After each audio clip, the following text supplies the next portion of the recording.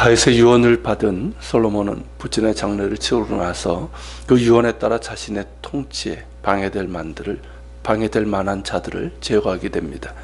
다윗의 유언은 제거할 자들로 요압과 시므이가 있었는데 그에 먼저 아도니아가 등장하게 됩니다.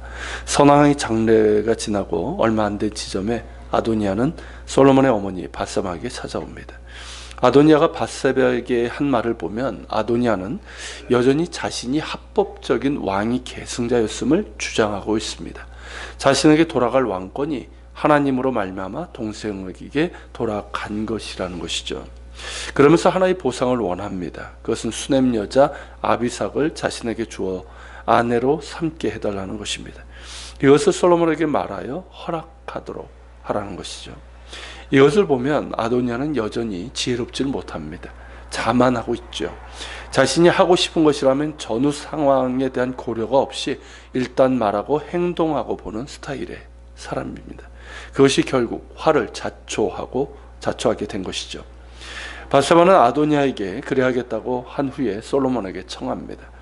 밧세바는 아도니아의 청이 그리 큰 것이 아니라고 생각한 것인지 아니면 이 문제를 솔로몬이 판단하고 처리하도록 한 것인지 몰라도 한 가지 작은 일이라며 청한 것입니다. 그러나 솔로몬은 그 일에 대해서 크게 화를 내고 아도니아를 처형하게 되는데 그 이유는 아비삭이 비록 다윗의 시녀였지만 특별한 관계로 인해서 거의 후궁과 같은 대우를 받았기 때문입니다. 그런 아비삭을 달라는 것은 다윗과의 특별한 관계를 이용해서 자신의 왕위 계승권을 정당화하고자 하는 의도가 있음은 물론 자신의 왕가를 세울 기회를 엿보고 있다고 생각을 한 것이죠.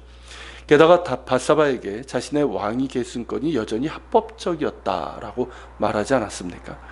그러니 솔로몬에게는 아도니아의 요구를 순순하게 받아들일 수 없는 것이고 그를 죽이지 않고 집으로 돌려보낼 때에도 그에게 악한 것을 보이면 죽이라는 조건을 내세웠었습니다. 그러니 합당한 명분이 생긴 것이죠. 늘 상존하는 위협을 제거할 수 있는 명분을 얻은 솔로몬은 분하야를 보내서 아도니아를 죽입니다. 아도니아를 제거한 상태에서 솔로몬은 아도니아를 지지했던 제사장 아비아달과 군 최고 사령관이었던 요압을 처리하게 됩니다. 아비아달의 경우 비록 아도니아의 왕위 찬탈에 가담한 중죄를 졌지만 그가 다윗에게 충성했기도 했고 무엇보다 제사장이기에 죽이지 않고 그의 제사장 직분을 파면하고 고향 아나돗으로 돌아가게 합니다. 이 점은 제사장들을 무참히 살해했던 사울과 대비되는 부분이기도 합니다. 27절에 보면 이것을 여호와께서 실로에서 엘리의 집에 대하여 하신 말씀을 응하게 함이더라 이렇게 평가하고 있습니다. 이것은 사무엘상 2장 27절부터 36절에 있는 내용인데요. 거기에 보면 하나님의 사람으로 표현된 어떤 사람이 제사장 엘리에게 했던 말입니다. 엘리의 아들들이 성막을 섬긴다고 하면서 하나님을 멸시하는 악행을 계속해서 범하게 되죠. 그로 인해서 그의 가문에서는 제사장직을 맡지 못하게 되고 다른 충실한 사람을 제사장으로 일으킬 것이라는 하나님의 말씀이 이때 완전히 응한 것으로 평가하고 있습니다. 자, 그 다음으로는 이제 요압인데 아도니아가 처형되고 아비아달도 제사장 직분을 파면당하고 고향으로 돌아가게 했다는 소식을 들은 요압은 다급해졌습니다. 이미 그 힘을 상실한 상태였기에 방법은 오직 하나, 성막으로 도망가서 제단불을 잡는 것이었습니다. 아도니아가 그랬던 것처럼 말입니다. 자, 이 모습을 보면 평소에 요압답지 않죠. 자, 성막이 도피처의 역할을 한 것은 사실이지만 출애굽기 21장 14절에 의하면 그러한 피난처는 살인자들에게까지 적용되는 것은 아니었습니다. 뭐라고 기록되어 있냐면 사람이 그의 이웃을 고의로 죽였으면 너는 그를 내 제단에서라도 잡아내려 죽일지니라 이렇게 말씀하고 있습니다. 그런 까닭에 제단은 요압에게 어떤 피난처도 제공하지 않는 것입니다.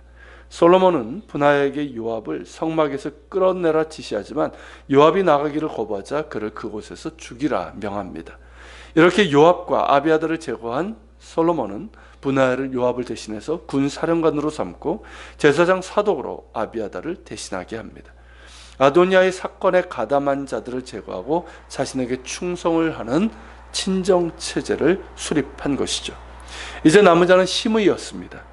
시므이의 경우 예루살렘에 집을 짓도록 하고 예루살렘을 떠나지 못하도록 했습니다.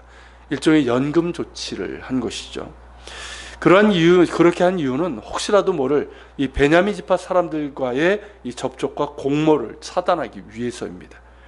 또한 만일 이 명을 어길 경우 반드시 죽임을 당할 것임을 시므이에게 확인을 합니다. 시므이도 달리 방법이 없으니까 왕의 명령에 따르겠다고 합니다. 그렇게 3년 동안 시므이는 솔로몬이 명한 대로 예루살렘 자신의 집에 머뭅니다. 그런데 3년이 지난 후에 시므이의 종 둘이 가드왕 아기스에게로 도망을 갔습니다. 이 정도는 블레셋 사람들이었던 것 같습니다.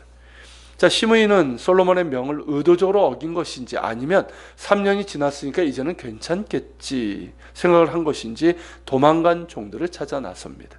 그렇게 해서 종들을 다시 데리고 오기는 했지만 이 일로 시므이는 명령을 어긴 죄로 인해서 처형을 당하게 됩니다.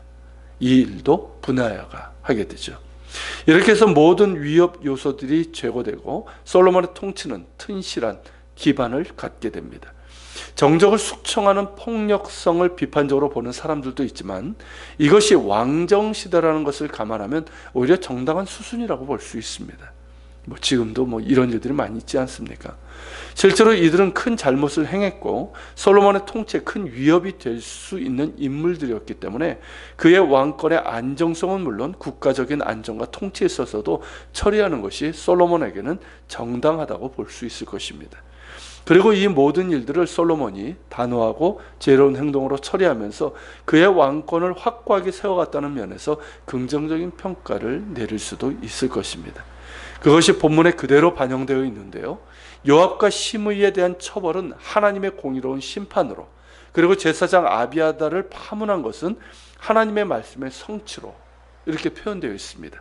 이런 면에서 본다면 하나님께서 솔로몬의 왕국이 확고부동하게 세워지는 과정에 배후에 계셨다는 것을 우리는 이제 볼 수가 있는 것이죠.